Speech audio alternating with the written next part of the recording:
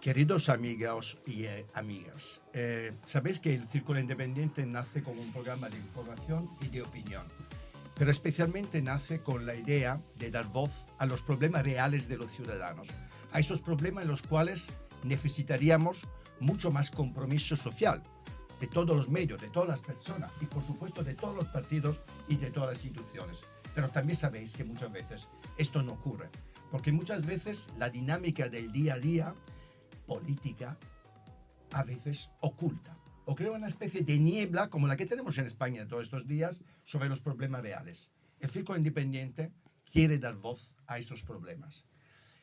Y hoy la verdad que estoy muy emocionado porque el tema que tratamos me ha hecho llorar muchísimas veces, también por temas familiares que no puedo contar evidentemente porque tiene que ver con gente de mi familia muy cercana que ha vivido directamente esta tragedia que vivimos todos los días, pero es que la violencia de género, que desde cuando hay registros se ha cargado ya la vida de 1.239 mujeres asesinadas por unos verdugos, por unos asesinos que quizás pensando que el amor es propiedad, han asesinado brutalmente a 1.239 mujeres y dejado huérfanos y huérfanos por todo el territorio español. Es un problema real, terrible. A mí me gustaría nombrar cada una de estas 1.939 mujeres. Nos daría todo el programa, pero yo le doy un abrazo a todas las familias, a todos los hijos e hijas de estas mujeres que han sido asesinadas. Y hoy, para hablar de este tema, tengo la suerte de tener aquí tres grandes mujeres. No me gusta utilizar la palabra heroína porque yo creo que heroínas son esas mujeres que están sufriendo en este momento esta terrible tragedia y que tenemos que invitar, y ojalá hoy en este programa consigamos que muchas de estas mujeres que están sufriendo en silencio en su casa esta tragedia llamen al 016. Hoy me acompañan la exministra Pilar Llop. Buenas tardes, Pilar. Buenas tardes, muchas honor, gracias. Un lujo y un placer volver a entrevistarte. Muchas gracias. Diana Díaz, que es la directora de líneas de ayuda de la Fundación ANAR, y Carlota Corredera, cara muy conocida, televisiva y, como sabéis, muy comprometida con este tema. Yo comienzo esta tarde con una sorpresa, porque queremos enseñaros un vídeo que nos ha llegado de una mujer extraordinaria, una mujer valiente que seguro todos conocéis. El pasado 17 de diciembre se cumplieron 27 años del asesinato de mi madre, Ana Orante, y cada vez que una mujer es asesinada, vuelvo a revivir todo aquello. Siento rabia, siento impotencia, y además tengo que vivir con que cada vez que una mujer es asesinada, en muchas ocasiones, se vuelven a recuperar las imágenes del asesinato de mi madre, y creo que hay imágenes que no debieron ser emitidas nunca, porque es algo que tenemos y siempre vamos a tener ahí. Creo que es muy importante la labor de los medios, creo que hay que informar, pero sobre todo yo creo que la labor de los medios es más importante el formar. Creo que se debe de recurrir a los expertos y expertas que nos analicen el caso, el cómo ha sucedido y el por qué. Sobre todo es importante el por qué, el avanzar. El caso de mi madre fue un caso muy mediático, puesto que mi madre aparece en un programa de televisión 13 días antes para denunciar públicamente los 40 años de maltrato que había sufrido. Para ella era una forma de liberarse, de contar, de explicar, el hacer ver y hacer entender por lo que había pasado. Que otras mujeres, si a otras mujeres les servía su testimonio, yo creo que ella se dio por satisfecha. Era una manera de liberarse.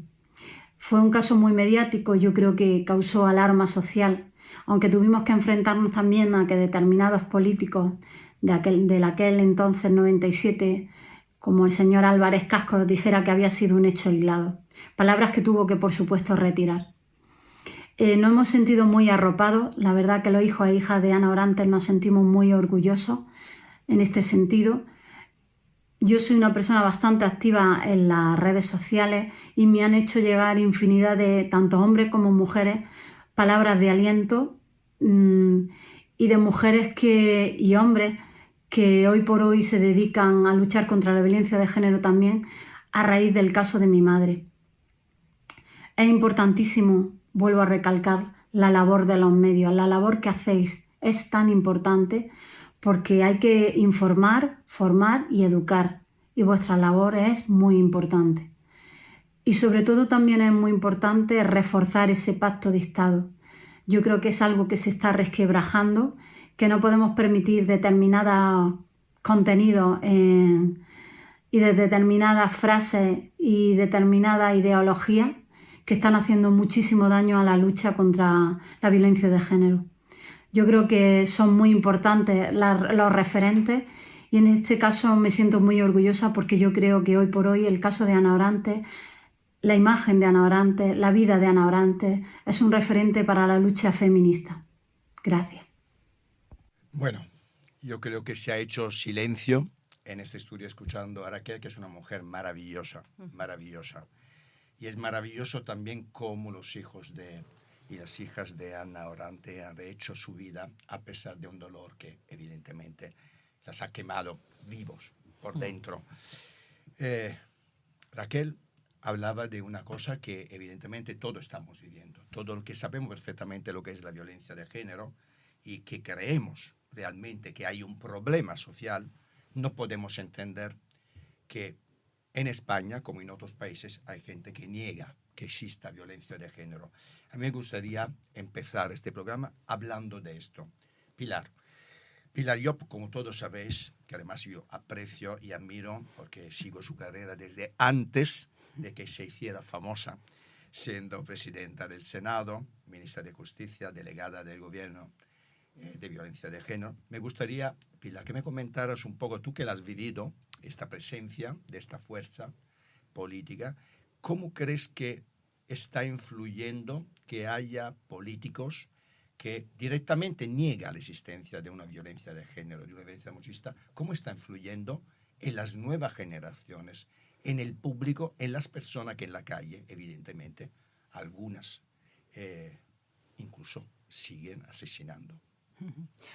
Bueno, en primer lugar, muchísimas gracias por hacer este programa. Yo creo que en un momento muy importante de nuestra vida política, del momento político que estamos viviendo en nuestro país, en toda Europa también y en todo el mundo, ¿no? Donde vemos que día tras día siguen asesinando a mujeres, a niños y a niñas como causa de esa violencia machista, de esa violencia insoportable. Y has dicho al principio una cosa muy importante, que es que no solo daña al entorno, a la víctima y a su entorno, sino que nos daña a todos y a cada uno de nosotros. El daño que nos genera, cuántas veces hemos llorado por ver pues imágenes, situaciones tan injustas a esos niños que se quedan huérfanos, tan desprotegidos, que les arrancan a sus madres de sus vidas y cómo en otras ocasiones pues, son los niños también son y niñas asesinados. Así que enhorabuena por este programa. Yo espero que también desde aquí, desde este medio de comunicación, desde tu responsabilidad, la responsabilidad también de las personas que estamos en esta mesa, en este panel, pues podamos cada uno de nosotros aportar un poco y que podamos ayudar a quien nos está escuchando. Yo no sé cómo se puede negar que a fecha de hoy 1.239 mujeres hayan sido asesinadas desde que tenemos datos, que es el año 2003, que se empiezan a contar en España y que se debe mucho en parte también a este caso de Ana Orantes. Yo estoy en deuda con Ana Orantes, yo creo que la sociedad entera está en deuda con Ana Orantes porque por ese caso precisamente es por el que se señaló al sistema, se señalaron a las instituciones como culpables de qué es lo que había ocurrido. Una mujer que acude al sistema judicial y que no denunció en vía penal, denunció en vía civil, pero ella relató lo que había pasado y, sin embargo, pues se le dio una parte de la vivienda a ella, otra al esposo, no hubo una orden de alejamiento, no hubo medidas penales. Al no haberse interpuesto esa denuncia, no se reacciona y se produce ese terrible asesinato.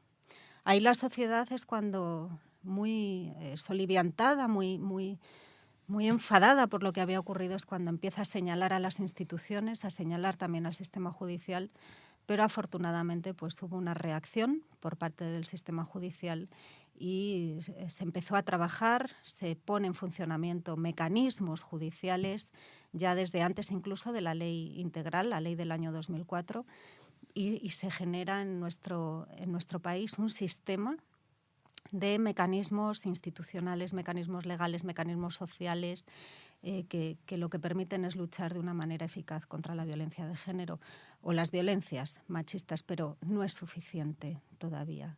No es suficiente porque la violencia machista es algo que está muy enraizado en la sociedad. El machismo es la mayor patología social que tenemos hoy en día porque afecta a más de la mitad de la población. Sí, como para negar, estoy de acuerdo contigo, es una patología que además vivimos en todos. Esto es yo diría que la violencia de género, estos asesinatos, los feminicidios, son la punta del iceberg de una realidad que tiene tantísimos otros problemas que vivimos todos en el día a día. Diana, a mí me gustaría preguntarte por el 016. Es una realidad, luego volveremos a hablar también de justicia y saber si realmente lo que hay, las leyes que hay y cómo está funcionando la justicia nos protege o se podría hacer más. Quiero volver a ese tema, pero me gustaría saber, y por parte tuya, por parte de Carlota y también por parte de Pilar, el 016 es una herramienta importantísima.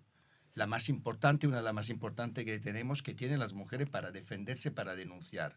Sin embargo, solo, si no me equivoco, el 28% de las mujeres que han sido asesinadas en los últimos meses habían denunciado. ¿Por qué todavía se denuncia tan poco? Bueno, pues efectivamente las causas son muy profundas. Yo vengo aquí a hablar efectivamente de ese convenio de colaboración del 016 con la Fundación ANAR, que atiende a los menores y las menores víctimas de esa violencia de género. Nosotros, digamos, somos la perspectiva del propio menor de edad. Y cuando una mamá llama al 016, una mujer llama al 016, porque está siendo víctima de esa violencia, el 016, cuando detecta que hay un menor de edad en riesgo, le deriva a las líneas de ayuda de la Fundación ANAR, que es donde atendemos, ¿no?, directamente a estas víctimas. ¿Y qué hacéis, Diana? Cuéntanos un poquito, cuenta a los espectadores, a los que nos están escuchando y viendo, ¿qué hacéis exactamente para que también las mujeres que todavía no han llamado lo hagan ya? Se atrevan a llamar. Sí. Pues efectivamente, ¿no? Nos llaman las madres, muchas veces en esa derivación, en ese convenio de colaboración que tiene Fundación ANAR con la Delegación de Gobierno desde el año 2009 y se han multiplicado las llamadas por 10. Entonces esa mujer que se atreve a llamar, porque muchas veces no lo haría por ella misma, no se atreve a salir de la situación porque tiene mucho miedo, vive todas las amenazas y entonces llama, descuelga el teléfono y pide ayuda, sobre todo por sus hijos, hijas, porque dice, hasta aquí hemos llegado, ya no aguanto más, es la última paliza que ya puedo soportar, ya no es a mí, sino a mis propios hijos, hijas, ¿no? El último maltrato. Nosotros desde ahí es un equipo de psicólogos, psicólogas expertas en todo tema de infancia, toda forma de violencia, todo tema de salud mental. Vamos a explorar las situaciones, un equipo de psicólogos apoyados por abogados, trabajadores sociales, permanentemente 24 horas todos los días del año. Desde aquí van a obtener una respuesta inmediata y vamos a evaluar muy bien en qué situación se encuentra, digamos, el caso, porque también tenemos que evaluar factores de riesgo. No queremos exponer a más situación de riesgo a la persona, ¿no? Entonces, todo caso tiene que ser muy bien valorado desde nuestros departamentos jurídico y social y efectivamente en situaciones de altísimo riesgo tenemos convenios de colaboración con fuerzas y cuerpos de seguridad, los equipos especializados en mujeres, en menores de edad y también con los equipos de emergencia 112. Pero aquí es muy importante hacer una evaluación, un plan de actuación conjunto para que la persona, ¿no?, se sienta apoyada y por supuesto los menores de edad también. No solo nos llama la mamá, nos llaman otros familiares, otras personas del entorno y también la adolescente que es víctima de violencia de género en sus primeras relaciones sentimentales, que ese es otro tema también muy importante a profundizar. Que tocaremos también lo que pasa en las últimas encuestas que hemos leído en el CIS, que son absolutamente preocupantes, de cuál es la valoración del rol del hombre, de la mujer y especialmente de cómo ven los adolescentes el tema de la violencia de género. Charlotte, yo te conozco desde hace muchos años. Evidentemente todo el mundo te conoce por tu papel como presentadora de Sálvame, donde has sido tu casa televisiva durante muchísimos años, pero en los últimos años nadie puede negar que tú has sido una cara tremendamente visible, muy visible, del tema relacionado con la violencia de género por un programa que ha tenido un éxito extraordinario. Además, yo tuve el lujo de estar en el primer programa, que tuvo una audiencia de más del 30%, el 33 o 37%, es decir, fue una cosa bestial. Llamaron al programa desde ministros a políticos de casi todos los colores, no de todos evidentemente. En fin, fue un programa extraordinario que ha marcado un poco, ¿no? A nivel televisivo, un antes y un después. Me gustaría que me contáramos un poquito el íter de tu entrada en comprometida en este mundo relacionado con la lucha contra la violencia de género y cómo nace el proyecto del programa televisivo y cuáles son las consecuencias que ha tenido, positivas y negativas. Hombre, consecuencias ha tenido muchísimas, ¿no? A mí personalmente yo me siento súper afortunada por haber podido presentar ese programa, porque para mí el periodismo es compromiso, ¿no? Yo solo lo entiendo así.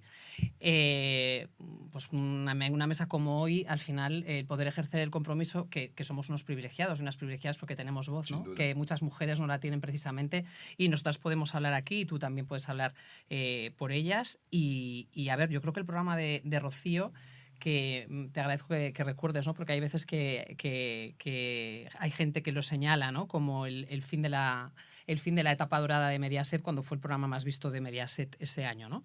Que también creo que como periodista y como comunicadora hombre, te congratula un poco, ¿no? El saber que se pueden hacer contenidos con perspectiva de género, que la gente los sigue con muchísima atención, ¿no? Porque creo que también es importante que ese mensaje cale, ¿no? Porque hay también a veces como un poco de violencia de género, feminismo, es como que echa un poquito para atrás, ¿no? Es como que no da audiencia. Sí, eso. como que exacto, ¿no? Eso no da audiencia, ¿no? Sí. Y entonces yo creo que es importante también recordar que no solamente hubo una subida del 60% en las llamadas al 016 a raíz de los episodios de Rocío, ¿no? Que para mí es realmente lo más importante. O sea, en el programa se podrían comentar muchísimas cosas, ¿no? Pero yo recuerdo más un día que estaba muy caliente y muy encendida, ¿no? Porque, bueno, fue una etapa complicada, ¿no? Una etapa complicada porque hacer pedagogía a veces es predicar en el desierto, ¿no? Pero es verdad que ahí, en uno de estos días, ¿no? Yo dije, mira, al final lo importante es que hay un 60% más de llamadas al 016 y lo demás es ruido. Porque realmente al final era eso, ¿no? Era eso y sobre todo que yo creo que hay muchísimas mujeres que se sintieron identificadas. Yo cuando digo que yo di la cara, ¿no? Y fui un poco también escudo humano de Rocío Carrasco, realmente no era solo por Rocío, ¿no? Independientemente de mi relación con ella y del cariño que le tenga, ¿no? Hay muchas Rocíos, ¿no? Y sobre todo hay muchas Rocíos, fíjate, en un país como este, y tú lo vas a entender también muy bien porque eres italiano, ¿no? Italo-español. Este concepto de la madre, ¿no? La madre abnegada, la madre perfecta, la madre que siempre se pone en el último lugar, ¿no? Hablar como se habló en este caso de Rocío y la relación con sus hijos fue levantar una alfombra muy complicada, una alfombra en la que ya se mezcla, ¿no? También nuestra cultura y sobre todo la figura simbólica de la madre, ¿no? Que tiene que ser, que si no cumples esos parámetros, a mí me reñían mujeres por la calle. A mí me reñían mujeres por la calle y me decían, ¿tú que eres madre? Y yo decía, pues precisamente porque soy madre. Precisamente porque soy madre, todavía valoro, ¿no? Valoro más lo doloroso que tiene que ser, ¿no? Pero fíjate, habéis hablado de negacionismo, del 016 y yo creo que y también de la familia de Ana Orantes, ¿no? Todo queda entroncado también con el tema de los medios de comunicación, ¿no, propio? Porque todo pasa también por nosotros. Los hijos de Ana Orantes se han convertido en activistas, como muchísima gente víctima, ¿no? Como muchos hijos, como muchos huérfanos, que por suerte se convierten en activistas para ayudar a los que vienen, porque sigue habiendo familias, ¿no? Que sufren esto. El negacionismo y la violencia de género, por desgracia, le hacemos demasiado caso en los medios. Creo que es fundamental nuestro papel. Y ya sabemos que nos van a poner detrás de la pancarta.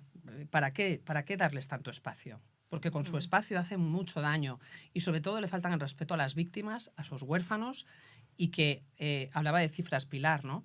Estamos hablando del recuento desde el 2003, pero no perdamos de vista que son solo parejas y exparejas. Ahí no estarían incluidos el resto de asesinatos que suceden a diario y que son feminicidios. Y fíjate que este país es pionero, a pesar de que parezca que con negacionismo se está manchando ese consenso que ha habido, ¿no?, en torno a la violencia de género, que puso en marcha Nabrantes y que en el 2004, ¿no?, con esa ley, yo creo que somos pioneros en Europa, ¿no? Aunque parezca que vamos atrasados, hay muchos países de Europa donde no hay ni siquiera recuento de víctimas, ¿no? Yo creo que eso también hay que reivindicarlo. Pero es verdad que los medios tenemos un papel importantísimo y lo tenemos todos. O sea, no solamente la gente que está en informativos o que está en El País haciendo el excelente reportaje que ha salido ahora, ¿no? Que no sé si podremos hablar del tema también del reportaje del País, ¿no? Que es con periodistas, me parece que es un orgullo. Aquí podemos hablar absolutamente de todo y no me importa sí, pero hacer en unos que publicidad habrá sitio, ¿no? a medios serios que han hecho cosas buenas. No deja de ser violencia sexual hacia las mujeres también, ¿no? El tema del director Carlos Bermúdez. Entonces, no solamente hay que hacer periodismo con perspectiva de género desde esos espacios, ¿no? El entretenimiento también. En el entretenimiento también se opina de relaciones, de cómo, de muchísimas cosas que tienen que ver con la igualdad, ¿no? Y parece como que pues el corazón, la frivolidad, no. El entretenimiento también se puede hacer con perspectiva de género. Por supuesto. Y a mí me gustaría, a propósito de esto, Pilar, tú viviste esta etapa, este programa.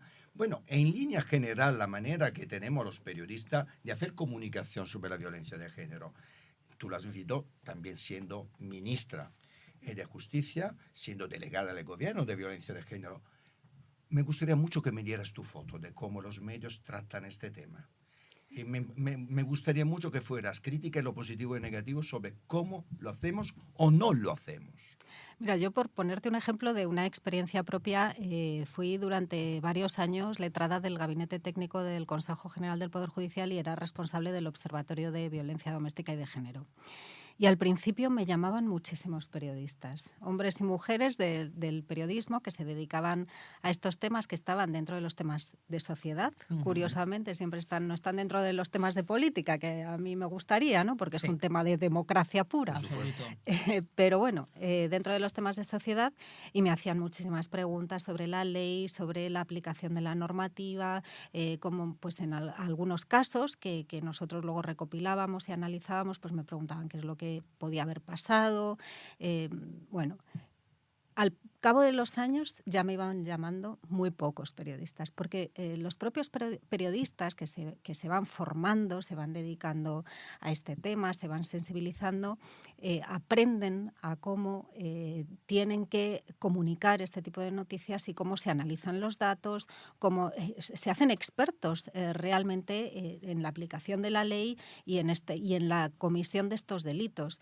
Porque no olvidemos que todos tenemos que formarnos y todos tenemos que sensibilizarnos. Yo no nací con perspectiva de género, claro, y estoy segura que me he equivocado algunas veces en el juzgado porque no tenía esa perspectiva. Yo aprobé muy joven, con 25 años, en el año 99, empiezo a trabajar, todavía no estaba la ley de violencia, pero ya empiezo a hacer cursos que imparte el Consejo, empiezo a leer, empiezo a formarme en cuestiones de igualdad, porque la igualdad es la base de todo esto. No se puede hablar de violencia sin hablar de igualdad entre mujeres y hombres. Y yo creo que también a los periodistas esto les ha pasado. Esos otros periodistas que bueno, pues a lo mejor dan más cancha o dan más voz a las resistencias, como yo les llamo, a esos resistentes a la ley, que parecía que ya habíamos acabado con las resistencias y de repente aparecen nuevamente, afloran otra vez las resistencias hace unos pocos años con algunas fuerzas políticas que ya hemos dicho que niegan esta violencia y que se niegan a reconocer que esto sucede por el machismo, por el dominio del hombre sobre las mujeres, por esa creencia de que hay un sexo que tiene una supremacía sobre otro. Pues evidentemente yo creo que lo que necesitan es también formación en perspectiva de género, pero todo el mundo la necesitaría, ¿eh? También los políticos necesitarían bastante formación en perspectiva de género cuando elaboran las leyes, porque es una disciplina realmente. ¿Y cuál es la situación legal, Pilar? Antes hemos hablado un poquito de esa ley del 2004 que cambió. Además, como decía Carlota, ha sido absolutamente pionera en Europa, ¿no? Desde tu punto de vista, ¿es mejorable la situación legal para proteger a las mujeres que sufren la violencia machista? ¿O tenemos ya una legislación que no admite algún tipo de mejora? Porque a veces yo en la tele últimamente he hablado mucho del garantismo de nuestra ley, evidentemente, que funciona también con los maltratadores y con los asesinos. Y a veces, desafortunadamente, hemos tenido que comentar en los últimos meses, en las últimas semanas, asesinatos que se podían supuestamente haber evitado con más medidas de protección. Me gustaría saber qué opinas de las leyes que tenemos ahora. ¿Son mejorables o no? ¿Podemos evitar alguno de estos asesinados? Siempre es mejorable la aplicación de la ley y siempre es mejorable la legislación, pero también tenemos que tener en cuenta que estos delitos van mutando. La forma de la comisión de los delitos va cambiando. Las nuevas tecnologías, por ejemplo, hace unos años no se daban y ahora hay nuevas formas de comisión de delitos de violencia de género. Y precisamente por eso el mundo jurídico, que es el mundo que al final está dando una respuesta técnica a las víctimas de violencia, pues también tiene que ir formándose y tiene que ir generando nuevas interpretaciones sobre la legislación que ya tenemos. Y si observamos que hay alguna laguna, pues entonces lo que hay que hacer es ir desarrollando nueva legislación. Ahora, por ejemplo, nos enfrentamos a un desafío enorme en este siglo, que es el de la inteligencia artificial.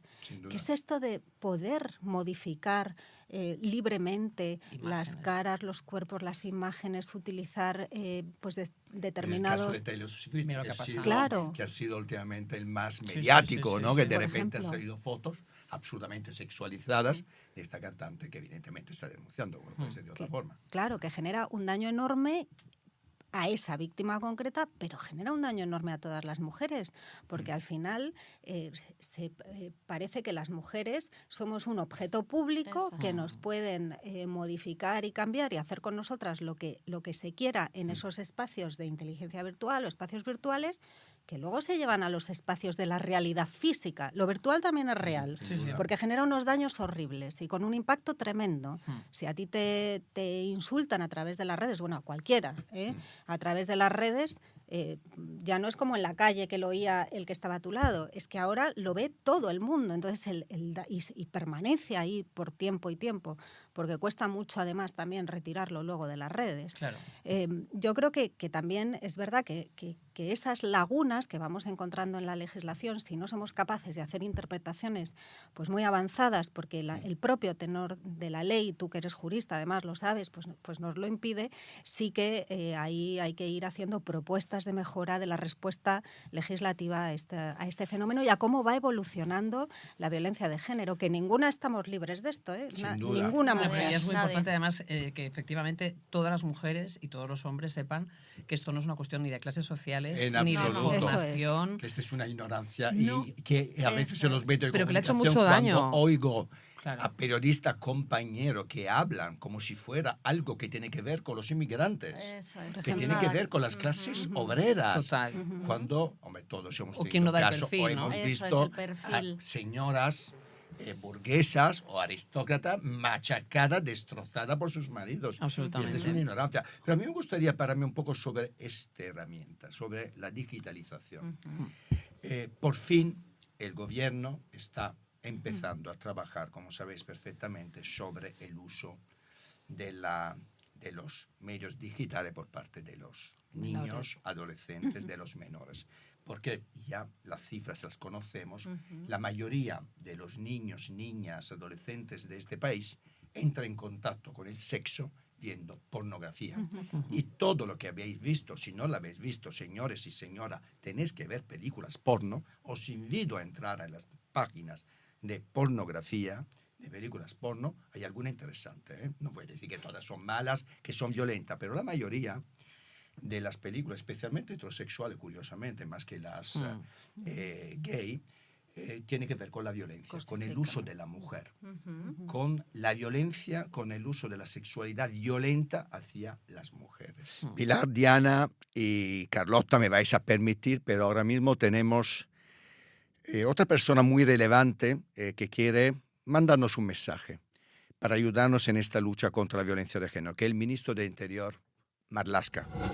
Amigas, amigos, quiero con este breve mensaje transmitiros todo mi apoyo a esta gala solidaria en favor del 016 y de la Fundación ANAR.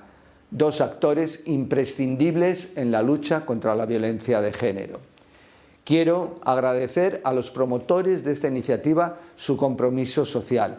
Las instituciones públicas ponemos todo nuestro empeño y tesón en acabar con la violencia machista. Por eso, aplaudo el empuje que nos brindan acciones como esta, que contribuyen a favorecer la cohesión social frente a las agresiones de todo tipo que sufren las mujeres y los menores víctimas de la irracional violencia vicaria. Estoy convencido de que cada vez somos más los que de manera coordinada y eficaz coparticipamos en la lucha contra la violencia de género. Cada vez somos más quienes nos comprometemos con la construcción de una España más justa, más respetuosa, más inclusiva y, sin duda alguna, más igualitaria. Gracias por tanto a los promotores de esta gala, al 016 y a la Fundación ANAR. Sabéis todas y todos que para luchar contra la violencia de género siempre podréis confiar y contar en primera línea conmigo y con el Gobierno de la Nación. Ya sabéis que una de las ministras que yo más admiro y aprecio es la ministra de Defensa, Margarita Robles, que, cómo no, también ha querido enviarnos un pequeño mensaje de apoyo contra la violencia de género. Todo siempre contra la violencia de género. No podemos ser indiferentes ante el dolor de tantas mujeres, de tantos niños, de tantas niñas. Por eso tenemos que ser solidarios, no mirar nunca para otro lado. Conocer y ayudar los casos que sabemos, pero sobre todo poner en valor aquellas iniciativas solidarias como esta de hoy. Todo mi agradecimiento al musical, todo mi agradecimiento al 016 y a la Fundación ANAR. Esta es una lucha que la tenemos que hacer todos, la tenemos que ganar, porque no podemos permitir ni consentir que ni una sola persona más sea víctima de la violencia de género. Bueno, después de las vibraciones que hemos tenido esta mañana con estas invitadas extraordinarias que tengo a mi lado, a mí me gustaría que este programa también tuviera un momento musical, pero un momento musical que tiene que ver mucho con el tema que estamos tratando y además que tiene mucho que ver con el empoderamiento de las mujeres por la confianza que las mujeres tienen que tener para poder triunfar en la vida y ser felices. Nos ha dado una alegría con un disco maravilloso que es La Bola de Nieve y además de sus palabras vamos a escuchar también un trocito de No soy yo, eres tú, que a mí me parece maravillosa la canción. Escuchar a Conchita. Hola, soy Conchita y ojalá no tuviera que estar haciendo este vídeo. Quiero dar las gracias primero al 016 por la labor tan increíble que hacéis, a toda la gente que da visibilidad a un asunto tan doloroso y espero que entre todos consigamos que esto pronto acabe. Ningún niño debería sentir en su propia casa miedo o estar asustado y todos deberíamos llegar a casa y que sea como tocar casa, ¿no? Sentirnos a salvo. La violencia verbal, la violencia física nunca ha sido un camino que lleva a ningún sitio bueno y creo que somos los mayores los que tenemos que dar ejemplo y la educación es algo súper importante. No podemos dejar que los niños vean algo que no tiene que pasar nunca. Un abrazo y espero que entre todos lo consigamos. Adiós. Son tantas las veces que me callé por ti, no grité por mí. Son tantas las veces que me mordí la lengua y me arrepentí. Son tantas las veces que di que no eres tú, soy yo. Ahora he aprendido a... Y a mí me gustaría preguntar, empezando por ti, Diana, ¿qué opinas de cómo se puede trabajar y qué se puede hacer para que esto no ocurra? El gobierno ya está trabajando, a lo mejor Pilar nos puedes también comentar alguna cosa de esta ley, ¿no? De esta propuesta de ley. ¿Qué opinas tú? Sí. Porque tú te encuentras niños todos y niñas todos los días con esta situación. Sí, efectivamente. A nosotros nos preocupa, hemos sido muy machacones desde la Fundación ANAR con el tema tecnológico porque al final es transversal a todas las temáticas, no solo la violencia, en este caso violencia hacia la mujer, sino si hablamos de temas de salud mental, conducta suicida y demás, siempre está la tecnología ahí detrás, dando ideas, sugiriendo. Entonces, concretamente en el tema de la violencia de género y la pornografía, que tú muy bien relatabas, tengo que hablar de un estudio que publicó Fundación ANAR, evolución de la violencia contra las mujeres en infancia y adolescencia de los últimos 4 años, que presentamos hace poquito. Ha estado también presentado en el Senado. 20.515 casos de menores de edad. Cada caso es un niño, una niña víctima de esa violencia de género. Hemos estudiado todas las formas de violencia hacia la mujer y cómo les afectaba. Lo que más ha aumentado es la violencia de género entre adolescentes, que ha aumentado un 87,2%, y la violencia de género en el entorno, eso que hablábamos, 87%. el 87,7%. Wow. Pero también el tema de la violencia sexual, que ha aumentado un 39,4% en estos últimos 4 años. Y hablamos de una base muy gruesa, 20.515 casos de menores de edad que hemos atendido, solamente la punta del iceberg, lo que hemos atendido en líneas de ayuda de ANAR. Entonces, evidentemente, las causas no las tenemos todas, pero sí sabemos que la pornografía está detrás, con esos nuevos, además, modelos de referencia que tienen los adolescentes, con un modelo muy fuerte de dominio, sumisión, el hombre hacia la mujer, y que están replicando porque de hecho no tienen ninguna conciencia, pero tienen un modelo de referencia muy potente. Nosotros, la familia, como digamos, ¿qué medidas? Las familias, cuando entregamos un dispositivo tecnológico, tenemos que ser muy conscientes de que es una herramienta muy potente, donde el menor de edad se encuentra con el mundo exterior, de todo. Pederastia, violencia, trastornos de alimentación, conducta suicida, todo está ahí.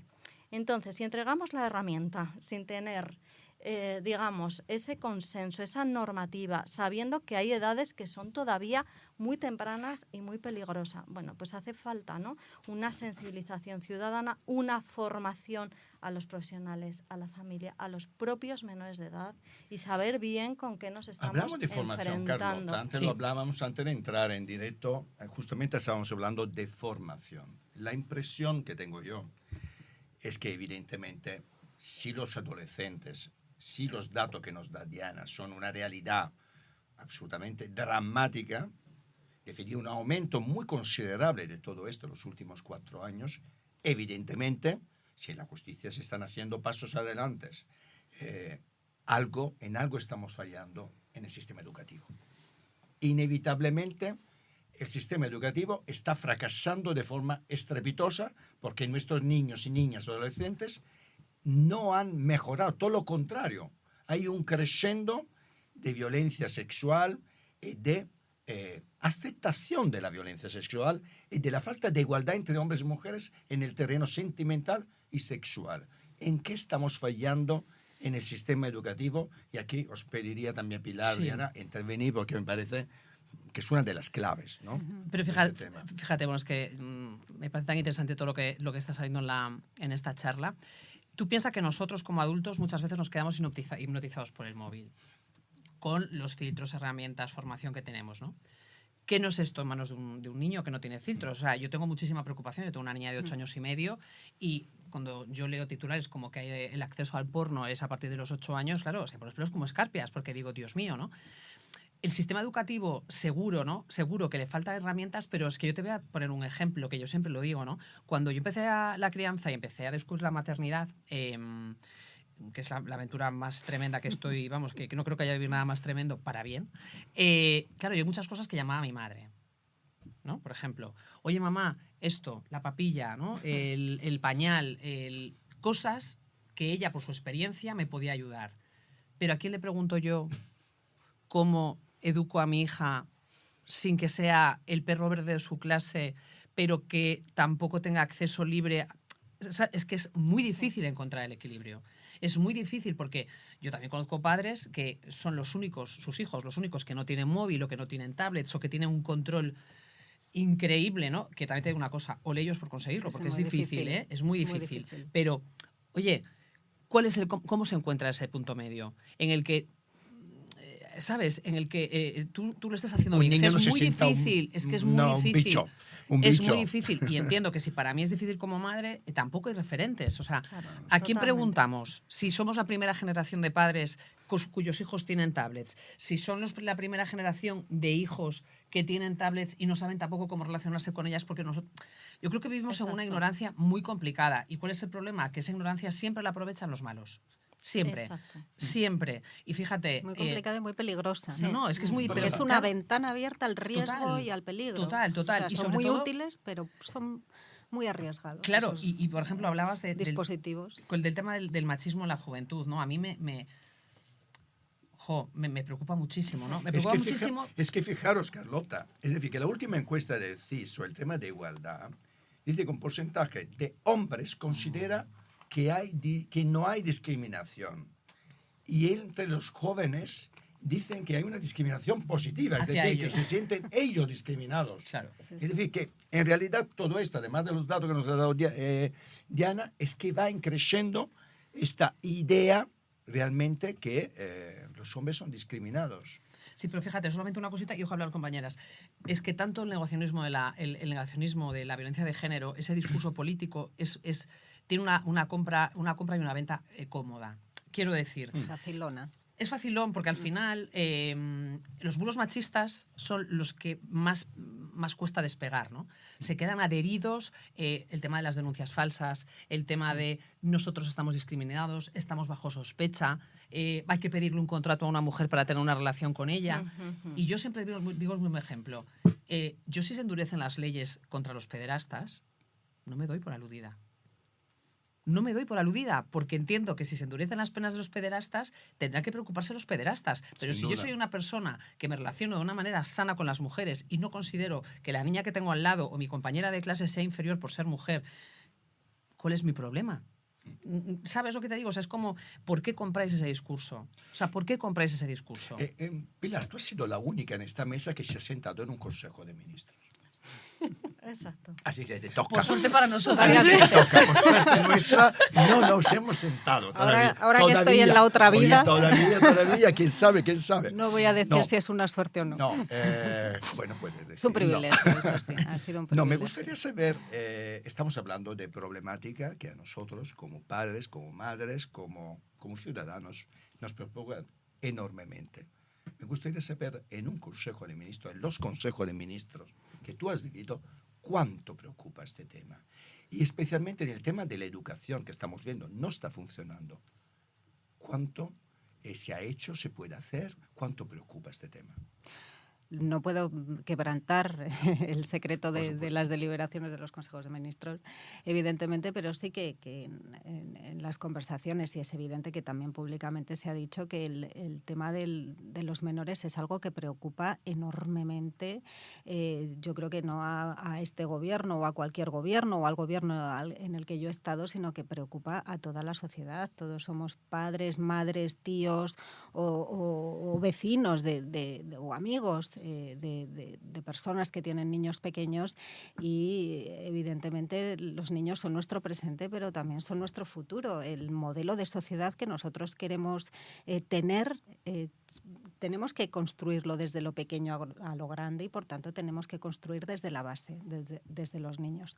La educación afectivo-sexual, la educación en valores democráticos, la educación en la igualdad, en que nadie es más que nadie, en que tenemos que respetarnos unos a otros, se tiene que, por supuesto, hacer en las casas, pero también en los colegios, en los centros escolares, donde les tienen que enseñar herramientas también para resolver pacíficamente los conflictos que tengan. No se puede utilizar la violencia, la agresividad. Y cuando hablamos pues, de estos temas de cómo se están educando sexualmente nuestros jóvenes, evidentemente a mí también es un tema que me preocupa mucho. Yo estuve escuchando el otro día la comparecencia de la ministra de Igualdad, de Ana Redondo, y ella lo que propone propone es está trabajando conjuntamente con la Fábrica Nacional de Moneda y Timbre para establecer un sistema que sea anónimo, pero que garantice la edad de la persona que accede a esos contenidos pornográficos. Porque de alguna manera hay que establecer un control.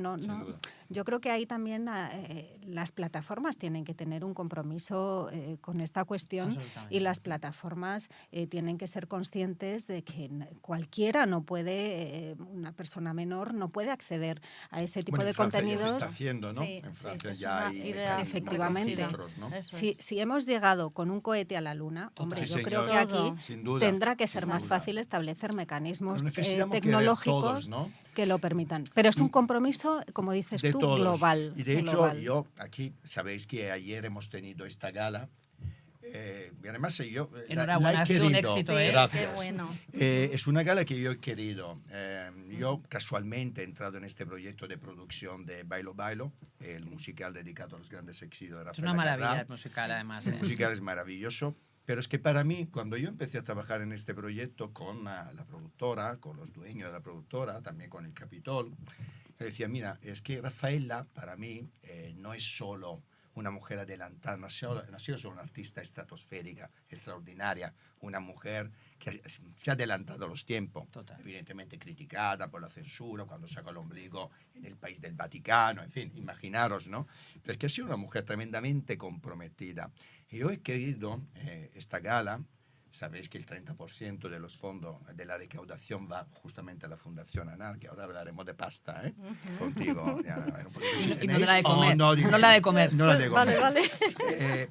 La he querido justamente por esto, porque yo creo que el entretenimiento, la información, el entretenimiento, y para mí el entretenimiento y la información están bastante más cercanos de lo que se piensa. A mí cuando se criticaba a Sálvame, muchas veces decía, pero es que a mí me gusta Sálvame, porque creo que se puede informar también y hacer pedagogía también desde Sálvame. También se puede hacer cotilleo y tomarse las cosas con risas, ¿no? Pero también se puede informar y a veces los mensajes calan a todos los niveles, estados sociales también, desde la información al entretenimiento. Yo personalmente creo que también la cultura, el entretenimiento tiene que involucrarse muchísimo más de lo que hacen con estos temas. Absolutamente. ¿Qué Pero porque opinas, llega todo. Carlota? No, a ver, yo creo que tiene que ser un compromiso de todos, ¿no? Y que los mensajes, además, importantísimo, por ejemplo, si tú estás viendo un musical con tu hija, que ese musical se haya adaptado a los tiempos. Y a mí eso me ha pasado, que he ido a ver espectáculos infantiles que, por suerte, se van adaptando, son inclusivos, hablan de ellas también. Quiero decir, es un trabajo de todos, pero hablando, por ejemplo, del tema de los menores, ¿no? El 70% de las mujeres asesinadas eran madres. Claro, estamos hablando, porque además te contaba antes también que estoy trabajando en un proyecto. Cuéntanos. No, es un proyecto que no puedo adelantarte Poquito, mucho, pero que es un poquito. proyecto que tiene que ver con los huérfanos, que además es un tema. Claro, yo presenté el programa de Rocío en el 2021, pero en el 19 ya había publicado Hablemos de Nosotras, que era un libro que además toda la recaudación, todas las ventas, ¿no? Las doné a la Fundación Mujeres, que es la que gestiona el Fondo de Becas Soledad Cazorla. Y bueno, para mí fue un motor, ¿no? El poder hacer esa donación para ayudar a esos niños que están pues en la situación más tremenda, ¿no? Son hijos de mujeres asesinadas. Muchas veces los asesinos son sus padres, ¿no? Y entonces son niños que pasan por unas circunstancias muy complicadas que las conoce muy bien Diana, ¿no? Entonces yo creo que para esos menores y para los menores que no son huérfanos de violencia de género, pero que también están padeciendo por violencias sexuales, yo creo que es muy importante esa educación sexual afectiva que los padres tenemos que bajarnos al barro. Quiero decir, yo siempre digo que lo mejor es escucharles. Hay que escucharles, pero también hay que darles pautas. Y yo, por ejemplo, pautas muy, muy tontas, como una que, muy tonta pero muy efectiva, que me enseñó una amiga que me dijo, yo a mis hijos siempre les digo que si alguien les dice, esto no se lo cuentes a tus padres, lo primero que tienen que hacer es contárnoslo. Porque una persona que le dice a tu hijo, esto no se lo cuentes a tus padres, evidentemente no te puede traer nada bueno, ¿no? Explicarles que nadie puede tocar sus cuerpos sin su permiso. Muy bien. Todo eso, si nosotros en el colegio, porque adoctrinas, si esa información... Claro, es que al final los que adoctrinan impiden que se dé información a tus hijos en nombre de que les adoctrinas. No sé si me he explicado bien. Sí. Entonces, claro, al final esa información no les llega. Entonces, tenemos que ser los padres. Alguien tendrá que decirles Mira, tenemos eso. que ser todos, los padres, los medios de comunicaciones, los colegios, Yo digo siempre, me vais a perdonar si uso un término muy coloquial, es que aquí en los medios y en la digitalización nos ayuda a saber follar, pero ¿quién nos ayuda a amar? Claro. Yo creo que hay que ayudar a los niños o los adolescentes a aprender a amar y no solo a follar. Claro. Diana, Totalmente. para acabar, y Afectivo luego os sexual. pediré a Eso es. cada uno de acabar con lo que queráis esta tertulia, que me quedaría aquí todo el día, porque yo creo que realmente necesitamos. Diana, ¿tenéis pasta o no? En la Fundación ANAR. Pues A ver. tenemos lo justo para poder ayudar a todos esos niños y niñas, pero toda ayuda es poca. Y Bien. verdaderamente es así, porque ¿Tenéis vivimos, fondos ¿no? de públicos? fondos Cuéntanos un poquito públicos. cómo os financiáis. Vivimos de fondos públicos, Bien. privados, efectivamente tenemos captación de socios, es muy complicado para las ONGs, cada día más difícil. Nosotros es verdad que nos hemos tenido que multiplicar, hemos tenido que abrir muchos más puestos de orientación con esos psicólogos, con esos equipos de abogados, trabajadores sociales. Tenemos que crecer porque evidentemente este volumen de llamadas tiene que ser atendido y de manera muy profesional. Si os puede donar Por tanto, sí, dinero, claro si os que puede sí. mandar dinero, cuéntanos cómo podemos A través ayudar. de nuestra página web, Muy bien. www.sanar.org. Bien. Bueno, pues captación de socios, nos escriben y desde luego nosotros desde ahí encantados, toda donación, aunque sea pequeñita. Pues, Aunque sea un va a euro, servir aunque sea un para euro, va a ser ayudar un granito de arena. absolutamente. Fantástico.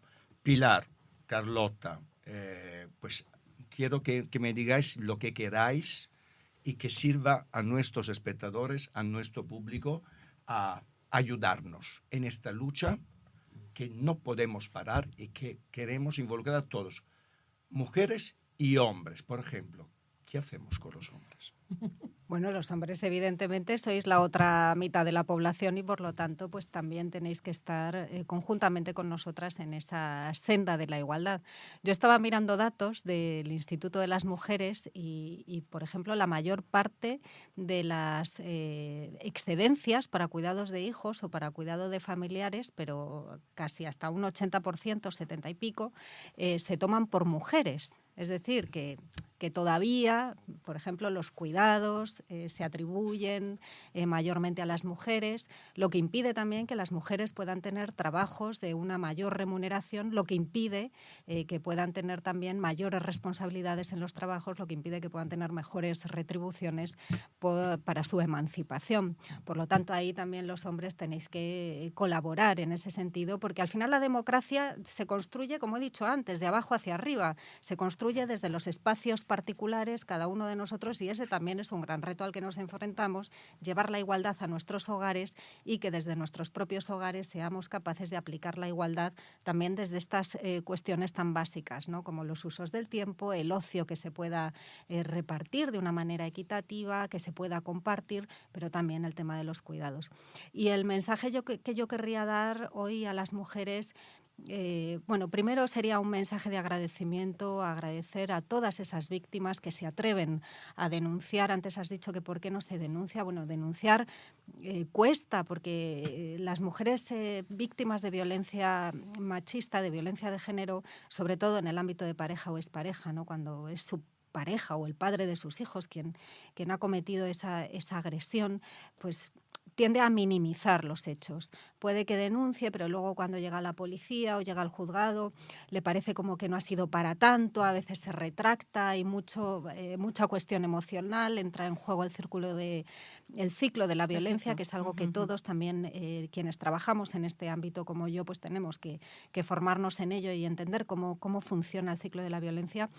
Un mensaje, por lo tanto, de agradecimiento por atreverse a denunciar, por atreverse a participar como parte en esos procedimientos que nos ayudan a entender este fenómeno criminal para dar una respuesta más eficaz desde las instituciones policiales, judiciales. Tenemos la mejor policía de Europa, y decir la mejor policía de Europa, con perdón de los italianos, Euprepio, pero decir la mejor policía de Europa, es decir, la mejor policía del mundo formada en materia de violencia de género, con herramientas de inteligencia artificial para valorar los riesgos, la mejor policía.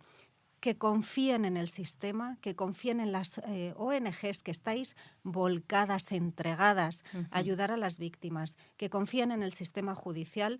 Si se comete algún error, Hay recursos, hay sistemas, el propio sistema lo puede detectar, pero que confíen en que hay salida a la violencia de Porque género. sin denuncia no hay esperanza, desde luego. Es mucho más difícil. Sin denuncia, desde luego, lo que no hay es una orden de alejamiento. Exacto. Solo Una la orden. puede imponer Ujú. un juez, Eso una es. juez. Sin denuncia no hay orden de alejamiento. Pues mira, yo me gustaría acabar diciendo y dejando, poniendo mucho el foco, ¿no? en el tema de que la violencia de género no es una cuestión de mujeres, es una cuestión de toda la sociedad, ¿no? Yo a ese 44% de hombres que en el último CIS se sentían discriminados, ¿no? Como hombres, les diría que, hombre, que yo creo que en un país en el que el año pasado la última asesinada que se contabilizó, creo que fue hace un par de días, 57 mujeres asesinadas, 56 huérfanos de violencia de género en el 2023. Yo creo que hay que pensarse mucho, ¿no? El decir que te sientes discriminado en un país en el que ninguna mujer asesina por género, ¿no? a ningún hombre. Eso de momento. Yo creo que las mujeres necesitan que el sistema las crea. El sistema somos todos. Yo creo que si hay tanto miedo a denunciar, a dar nombres, ¿no? Hablábamos del tema de la denuncia de los directores de cine, ¿no? Este Me Too que parece que no acaba de arrancar porque hay mucho miedo, muchísimo miedo, y yo creo que es muy importante que a las mujeres se las crea. Es fundamental, porque al final ese es el principio de todo el proceso. Si tú crees como persona de la institución judicial, de las fuerzas de seguridad del Estado, si la sociedad empieza a creer en las mujeres tendrán más confianza a la hora de denunciar. Y sobre todo, que una vez que denuncien, no les fallemos. Porque llegar hasta ahí tiene que ser muy duro. Seguramente han visto peligrar antes la vida de sus hijos que la suya propia para dar el paso de pedir ayuda. Y que cuando pidan esa ayuda, no les fallemos como sociedad. Y yo también quiero lanzar un mensaje. Y quiero decir que a veces me he encontrado, evidentemente, hombres machistas, hay muchísimos, asesinos. Mujeres machistas. Quería justamente hablar de esto. Y una cosa que nunca he entendido es cómo puede haber tantas mujeres todavía machistas y muchas mujeres que niegan la violencia machista. Yo no puedo entender cómo hay políticas de un partido que sabéis cuál es, que pueden, en un minuto de silencio que todos los ayuntamientos evidentemente dan a las mujeres asesinadas, cómo pueden no asistir a este minuto de silencio. Cómo puede haber mujeres que frente a miles de mujeres asesinadas, pongo también las de los años que no se han compatibilizado, directamente consideran que eso no es un feminicidio. No lo entiendo, lo siento. Diana, Carlota, Pilar, ha sido un lujo, un auténtico lujo compartir este momento con vosotros. Muchas gracias. Me quedaría aquí hasta cenar, tomar aperitivo, etc. Pero estoy seguro que se han lanzado muchos mensajes y estoy seguro que nuestros oyentes y nuestro público os agradecerá enormemente lo que ha pasado esta tarde aquí. Muchas gracias a ti. Gracias. Muchas gracias. Gracias, un placer, Un compañeros. placer.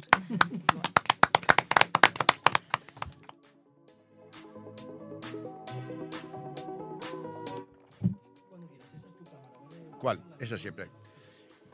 Bueno, amigos y amigas, os había prometido un programa interesante y wow, la verdad que Diana, Carlota y Pilar nos han dado, bueno, una lección de dignidad, ¿no? Y espero que a todas las mujeres que todavía no lo han hecho, que están sufriendo violencia sexual, violencia de género, denuncien al 016. Espero que para eso haya servido. Pero ahora, nos concentramos en el Círculo de Bellas Artes, nuestra casa, para hablar un poco de qué va a pasar esta semana.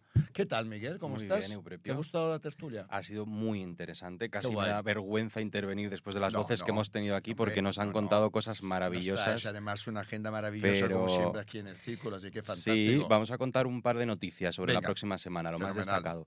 Lo más importante, los días 7 y 8 de febrero de la semana que viene, se celebra Pública 24. ¿Qué es Pública 24? Es un encuentro internacional de referencia cultural de profesionales de la cultura. Y esta es la 14 edición, la edición número 14. Durante estos 2 días, 7 y 8, se va a celebrar aquí en el Círculo, se van a compartir experiencias, necesidades del sector cultural, inquietudes.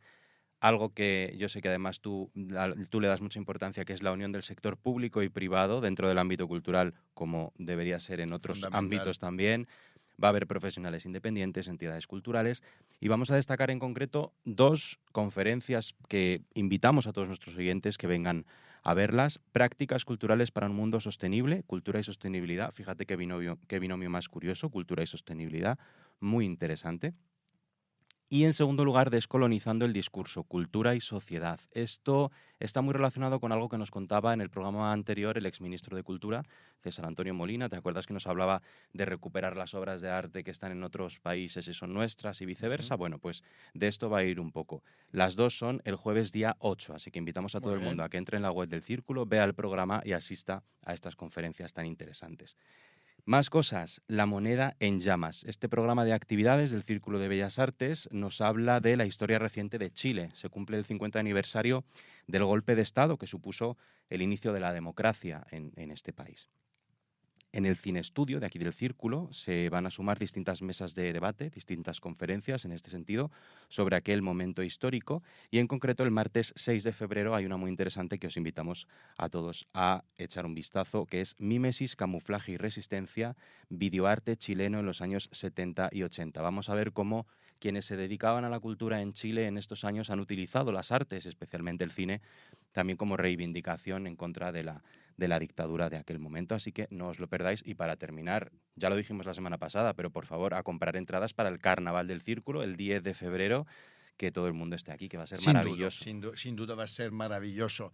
Y bueno, este programa que habéis visto es especial, dedicado a todas las mujeres que en este momento están sufriendo violencia sexual en su casa. Quiero acabarlo sencillamente con una reivindicación. El problema de la violencia de género no es un problema de las mujeres que lo están sufriendo, no es un problema solo de las familias que lo están sufriendo, es un problema de todos. Y cuando os digan que es un problema estructural, que es un problema del sistema, deciros que el sistema somos todos nosotros. Y eliminar este problema, esta tragedia, es responsabilidad de todos y de todas. Gracias, amigos y amigas, por habernos escuchado y visto esta mañana, y os espero el próximo jueves. Un beso.